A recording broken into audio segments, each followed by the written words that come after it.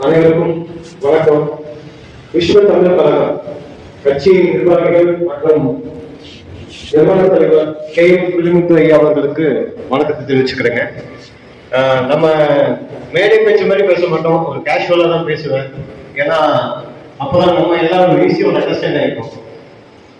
இப்போ இந்த விஸ்வ தமிழ் கழகம் நிறுவன தலைவர் அவர்கள் வந்து நான் சேலம் மாவட்டத்துல தேர்தல் கூட்டணி விஷயமா அவர் பிறந்தநாள் அன்னைக்கு வந்து பேசினேன், பார்த்து அறிமுகமான ஐயாவுடைய செயல்பாடுகள் எல்லாமே தொடர்ந்து கவனிச்சுட்டு அவருடைய வாட்ஸ்அப்ல தான் நாங்க அதிகமா பேசிட்டு இருந்தோம், கூகுள் மீட்ல பேசிட்டு இருந்தோம். அதுக்கப்புறம் அவரோட பிறந்த நாளைக்கு நேரில் சந்திச்சோம்.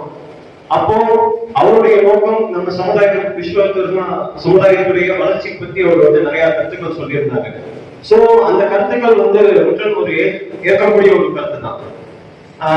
அதுல என்னென்ன வளர்ச்சி அப்படிங்கிற பணிகள் அப்படிங்கிற விஷயங்கள் வந்து நாங்க எங்க கட்சியின் சார்பிலையும் அவருக்கு முழு ஆதரவு கொடுத்து செயல்படுத்தலாம் இருக்கோம். இப்போ இந்த தேர்தல் காலத்துல நாங்க முக்கியமா கூட்டணி வச்சிருக்கிறதுக்கு காரணம் என்னன்னு கேட்டீங்கன்னா, ஒவ்வொரு தேர்தல் காலத்திலயுமே ஒரு 23 அரசியல் கட்சிகள், இப்ப தமிழ்நாட்டுல கேட்டுக்கிட்டீங்கன்னா ஒரு 4 முக்கிய அரசியல் கட்சிகள், அவங்களுடைய தலைமையில தான் எல்லாமே வந்து அவங்களுடைய கண்ட்ரோல்ல தான் இருக்கும். எதுக்குன்னு கேட்டா, நம்ம தேர்தல் காலத்துக்குள்ள போகும்போது இப்ப நம்ம தான் வந்து பதிவு செய்யப்பட்ட அரசியல் கட்சிகள், அவங்க வந்து அங்கீகரிக்கப்பட்ட அரசியல் கட்சிகள் தேர்தல் ஆணையத்தை அவங்க ஒரு பிளேஸ்ல வந்து உட்கார்ந்துருக்காங்க, டாப் ஆர்டர்ல. சோ இந்த டாப் ஆர்டர் வந்து நம்ம உடைக்காம நம்ம எவ்வளவு சேர்ந்து நம்ம முன்னாடி போய் நின்னாலும் அவங்களுடைய ப்ரியாரிட்டி பாத்தீங்கன்னா இப்ப எல்லாத்துக்குமே தெரியும்.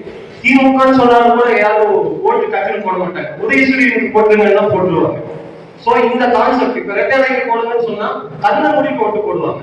ஒரு 60% ஓட்டு, மொத்தமா பதிவாகிற ஓட்டு சதவீதமே பாத்தீங்கன்னா 69% இருந்து 72% வரைக்கும் தான் பதிவாகும். ஒவ்வொரு தேர்தல் சட்டமன்றத்தையும் நடக்கும்.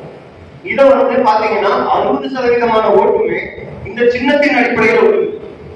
இதை நம்ம எப்படி பிரேக் பண்ணாம நம்ம எப்படி அடுத்த கட்ட நகர்வு நோக்கி இப்ப நம்ம எல்லாருமே ஒவ்வொருத்தரும் பொருளாதாரத்தை எல்லாரும் செலவு செஞ்சுதான் ஒவ்வொரு தேர்தல் காலத்தையுமே பேஸ் பண்றோம். சோ இதை வந்து நம்ம எப்படி உழைக்கலாம்னு சொல்லி ஐயா கிட்ட ஆலோசனை எல்லாம் பண்ணோம். ஐயாவும் சில கருத்துக்கள் சொன்னாரு. அதை முன்னிலைப்படுத்தி ஒரு 19 கட்சிகள் ஒன்றிணைந்து தேர்தல் ஆணையரை வந்து நேரடியா சந்திச்சோம். தலைமைச் செயலர் பிப்ரவரி 3ஆம் தேதி சந்திச்சு முதல் கோரிக்கையா வந்து சின்ன முடக்குவது தொடர்பான முதல் கோரிக்கையை முன் வச்சோம்.